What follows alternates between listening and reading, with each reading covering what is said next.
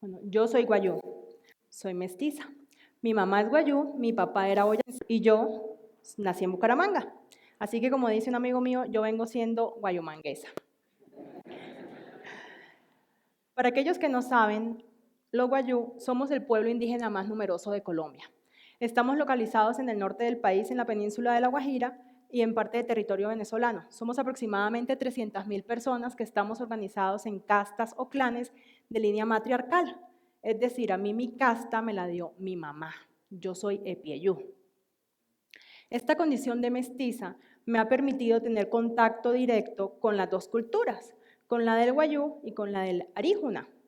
Aríjuna es el término que nosotros los guayú utilizamos para referirnos a todas aquellas personas que no son guayú. En términos prácticos, todos ustedes son unos aríjunas y yo soy guayú. El pueblo guayú hace parte de esas minorías que al tener costumbres y un dialecto claramente diferente a los de los demás, se tienen que enfrentar diariamente con barreras y obstáculos para lograr cosas sencillas, se ven tremendamente complicadas.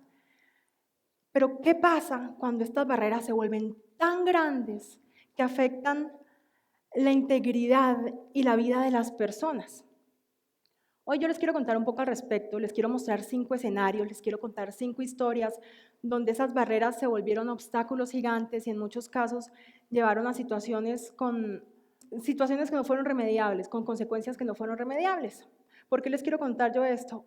Para que al final del día ustedes nos conozcan y nos entiendan un poco mejor y podamos hacer algo bueno entre todos. Estos obstáculos tienen que ver con el lenguaje, con la escucha, con las costumbres y tradiciones, con el contexto y con la empatía.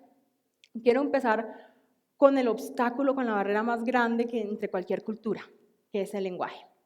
Para esto les quiero presentar a Lorenzo Puchaina y Rita Epieyú. Ellos dos son miembros de la comunidad guayú. Son personas hermosas, de esas personas que vale la pena conocer. Ninguno de los dos habla arijunaiki o español. Hace aproximadamente 8 años, una de sus hijas, Ana Luz, enfermó gravemente. Ana Luz presentó una hemorragia severa, fue atendida en su ranchería. Al ver que no mejoraba, se dirigió hacia el hospital de Riohacha. Allí duró 2 semanas y después fue trasladada al hospital de Maicao, donde duró casi una semana más. Durante todo este tiempo, ellos no tuvieron mayor información de qué estaba pasando con su hija. Lo único que les llegaba, que le decían, es que Ana Luz iba a estar bien. Pero Ana Luz murió a sus 32 años, dejando 6 hijos y unos papás con muchas preguntas. Eso en este momento no se puede remediar, el hecho de que Ana Luz haya muerto. Pero yo lo que quiero resaltar en este momento es la posición de Rita y de Lorenzo. Ellos en este momento no saben de qué murió su hija. No saben si tenían opciones, si su hija estaba en un tratamiento, si es una condición hereditaria de la cual tienen que cuidar a sus nietos ahora. Ellos no saben nada de esto. A ellos les tocó conformarse con pensar que el médico que la estaba atendiendo estaba haciendo su mejor esfuerzo. Todo porque ellos no hablan español y el médico que les estaba atendiendo o los médicos no hablaban guayunaiki. Les estoy contando esto para que veamos qué importante es sabernos comunicar. No estamos acostumbrados a que el lenguaje nos muestre una diferencia tan clara entre la vida y la muerte, pero es algo que está pasando en la comunidad. Esto pasa todos los días en los hospitales de La Guajira. Entonces, mi invitación para ustedes es que tratemos de comunicarnos con las demás personas, tratemos de hablar su mismo lenguaje, aunque no hablemos el mismo idioma. El siguiente escenario que quiero mostrar tiene que ver con la escucha. Las mamás dan consejos buenísimos y uno se va acordando de ellos como cuando va pasando el tiempo. ¿A quién no le dijeron alguna vez, cállese y escuche? Yo fui víctima de ese cállese y escuche. Ellos son José Luis Barros y su mujer Catarina Pelló, con sus hijos. Esta es una familia que se beneficia del programa Familias en Acción del gobierno. Este programa da unos beneficios, una ayuda económica por medio de una tarjeta de débito, por la cual ellos pueden retirar un apoyo cada 2 meses. Este apoyo les sirve a ellos para poder comer por lo menos un mes. Hace aproximadamente 6 meses, a José Luis se le perdió la tarjeta. Entonces, obviamente afanado, sabiendo lo importante que es este recurso, fue al banco para poder pedir su tarjeta. Allá le dijeron, pues como qué pena, aquí no es donde usted arregla su problema. José Luis, sin saber qué hacer, se devolvió para su ranchería. Y aquí yo tengo que hacer un paréntesis, porque yo empecé esta historia diciéndoles, él fue al banco, pero resulta que para que José Luis llegue al banco, él tuvo que salir desde su ranchería. Y para que salga desde la ranchería, él tiene que caminar una trocha de aproximadamente 8 kilómetros. Eso es como si ustedes caminaran de aquí al puente aéreo, solo que con el sol guajiro y la arena también de desierto. Si él está muy de buenas y cuenta con los recursos, puede tomar una moto que le va a cobrar 3,000 pesos para llevarlo hasta la carretera principal. Allí toma un carro de pasajeros que le va a cobrar 5,000 pesos. Ida y vuelta ya vamos en 8,000. Seguramente cuando llegue a Riohacha, por términos de economía, va a tratar de hacer todas sus vueltas pues a pie, así que par de bolsas de agua después y una sopita, porque esta vuelta le va a tomar todo el día. José Luis se habrá gastado más o menos 20,000 pesos. 20,000 pesos para una persona que si mucho al mes se gana 200,000 pesos. Entonces hagan el ejercicio, piensen cuánto se ganan ustedes, saquen el 10% y eso es lo que les tomaría o lo que les costaría a ustedes ir al banco si ustedes fueran José Luis. O sea que no es cualquier ida al banco. Siguiendo con la historia, yo me encontré con José Luis hace como 2 meses y él me contó todo esto que yo les acabo de contar a ustedes. Y ya venía a hacer su segundo intento por recuperar su tarjeta. Yo le dije, ajá, ¿y qué te dijeron? Me dijo, no, me dieron este número, un número 018000. Entonces, cuando yo lo vi, yo como que me pareció bastante absurda la solución que le habían dado. Porque una persona que no tiene los servicios básicos en su casa, en una ranchería, la solución que le dan es llamar a un número 018000. Obviamente no hay teléfono en la ranchería. Y pues estos números no salen desde un celular. Terminé sin ninguna solución para José Luis. Y José Luis se fue otra vez ese día a su casa sin una solución para recuperar su tarjeta. El mensaje de esta historia es que si ustedes quieren hacer algo por alguien más, piense primero cuáles son las necesidades de esa persona, cuáles son sus facilidades, cuáles son sus recursos, cuáles son sus limitaciones, cómo es su entorno. Si usted no escucha, corre el riesgo de ser menos efectivo en eso que quiere hacer. Sigamos con las costumbres e identidad. Resulta que dentro de la comunidad guayú tenemos la tradición oral. Nosotros pasamos nuestras costumbres de una generación a otra vía oral. Por ejemplo, nuestras tierras no tienen título, no tienen escrituras, pero siempre va a haber alguien que sepa dónde termina un lote y dónde empieza el otro. Pasa lo mismo con nuestra casta. En mis diplomas, en mi cédula y seguramente en el programa que ustedes tienen hoy en sus manos, yo soy Claudia Barón Aguilar. Pero yo sé, mi familia sabe, y quienes me conocen dentro de la comunidad saben que yo soy Epieyu. Y yo no necesito de un papel para demostrarles a ellos que yo soy Epieyu, hasta que yo salgo al mundo aríjuna y me lo piden para poder acceder a un beneficio.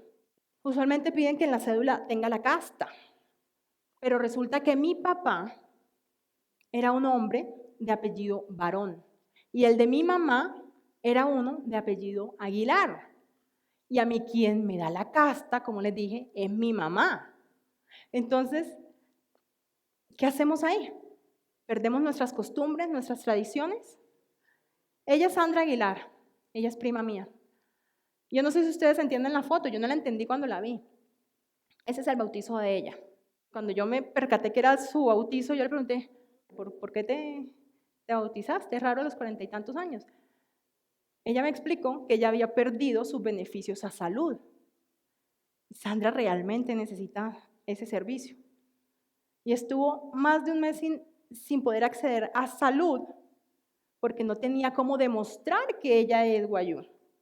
Se bautizó porque dentro del certificado de bautizo salía la casta de su abuela. Ahora ya puede demostrar que es guayú, pero esa no es la solución, esa no es una solución real.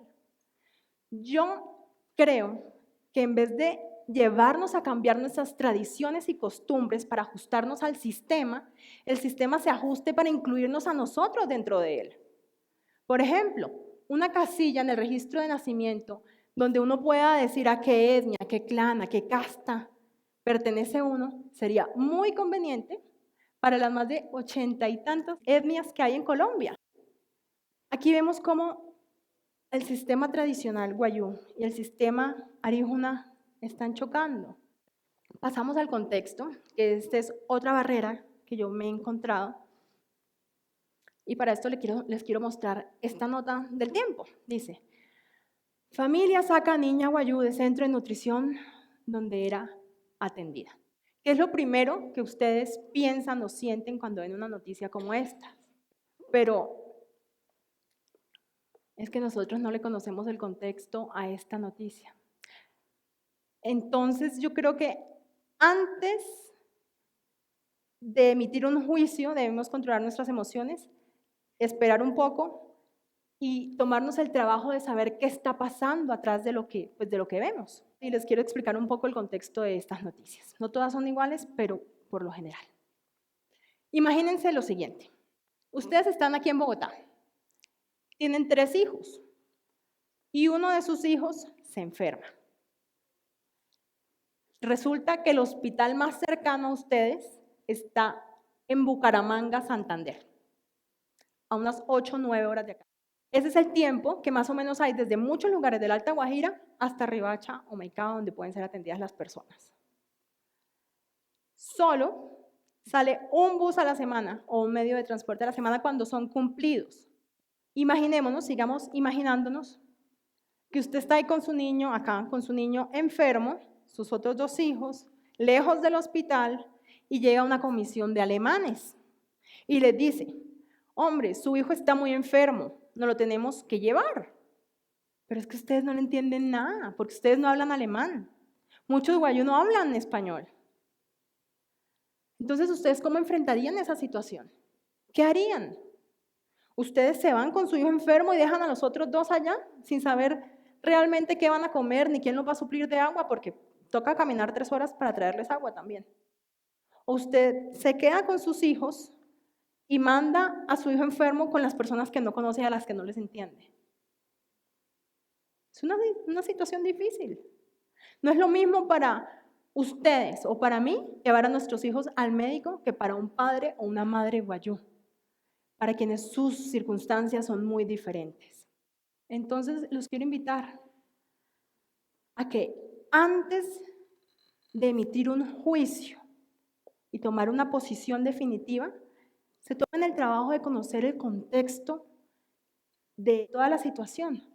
Y no tienen que estar de acuerdo al final de hacer este ejercicio, no tienen que estar de acuerdo, pero por lo menos van a estar mejor informados y van a tener mejores bases para tomar una posición. Y finalmente, quiero hablarles un poco de la empatía. Sin el contexto no hay real empatía. Para uno ponerse en los zapatos de los demás, tiene que hacerlo desde su contexto, para que sea algo real.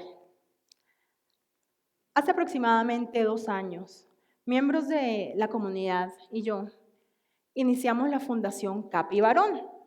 La fundación quiere brindar alivio a las necesidades inmediatas, como el hambre, como el frío, pero también busca soluciones sostenibles que nos ayuden realmente a resolver estos problemas que tenemos.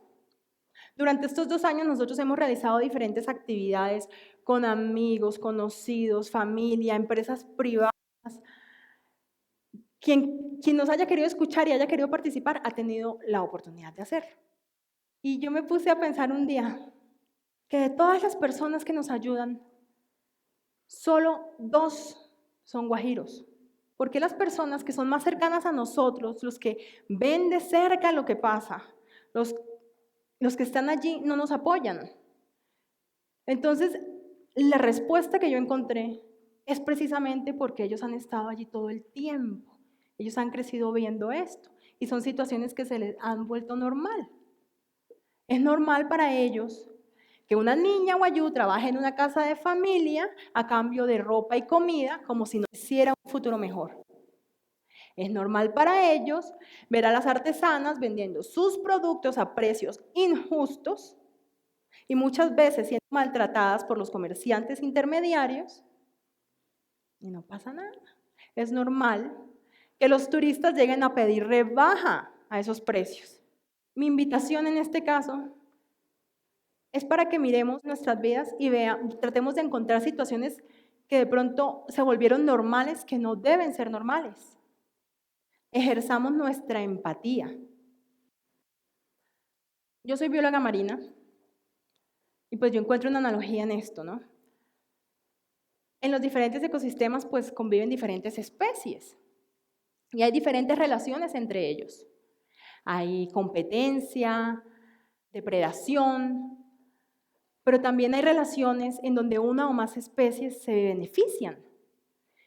Y si todo esto se diera sin que hubiera una intervención externa, esos sistemas lograrían llegar a un balance que garantizarían la permanencia de todas las especies.